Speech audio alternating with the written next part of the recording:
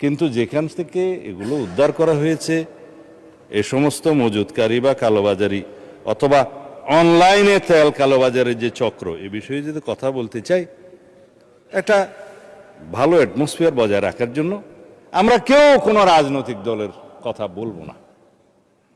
কারণ কালোবাজারির পরিচয় কালোবাজারি, দুষ্কৃতিকারের পরিচয় দুষ্কৃতিকারী।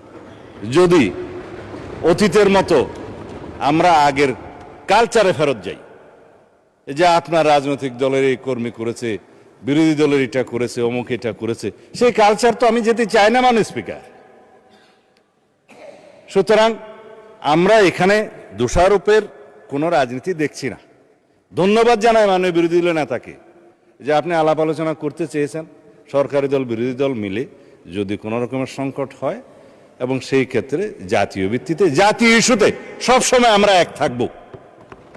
যেমনভাবে আমরা এক থেকেছি বিগত ফ্যাসিবাদী স্বৈরাচারী বিরোধী যে আন্দোলন, সেই আন্দোলনে যে জাতীয় ঐক্য আমাদের মধ্যে গঠিত হয়েছে, সৃষ্টি হয়েছে, সেই ঐক্যটাকেই শক্তিতে রূপান্তরিত করে আমরা এই নেশনকে এগিয়ে নিয়ে যাব, জাতিকে এগিয়ে নিয়ে যাব। সেখানে আমরা একমত। এই ইস্যুগুলো সাধারণত এইভাবে জাতীয় সংসদে আলোচনা কখনো আগে হয়নি মাননীয় স্পিকার।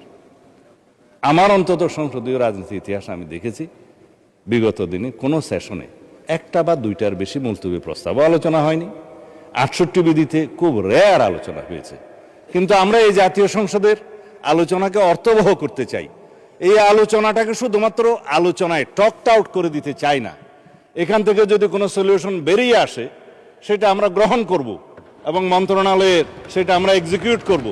মাননীয় প্রধানমন্ত্রীর কাছে আমরা নির্দেশনা চাইব, সেটা আমরা বাস্তবায়ন করব। আজকে মাননীয় প্রধানমন্ত্রীর এখানে আমাকে একটু প্রশংসা করতেই হয়। উনি প্রশংসা পছন্দ করেন না, তারপরেও করতে হয়।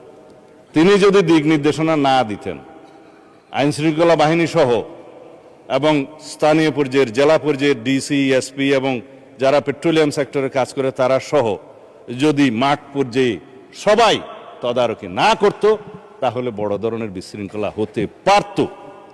প্রত্যেকটা পেট্রোল পাম্পে, প্রত্যেকটা ডিপোতে ডেইলি ভিত্তিতে রুটিন করে সেখানে তদারকি করা হয়েছে, সেখানে সমস্ত ডাটা সংরক্ষণ করা হয়েছে এবং সকাল বিকাল সেখানে মনিটরিং করা হয়েছে কোনো রকমের অনিয়ম হচ্ছে কিনা।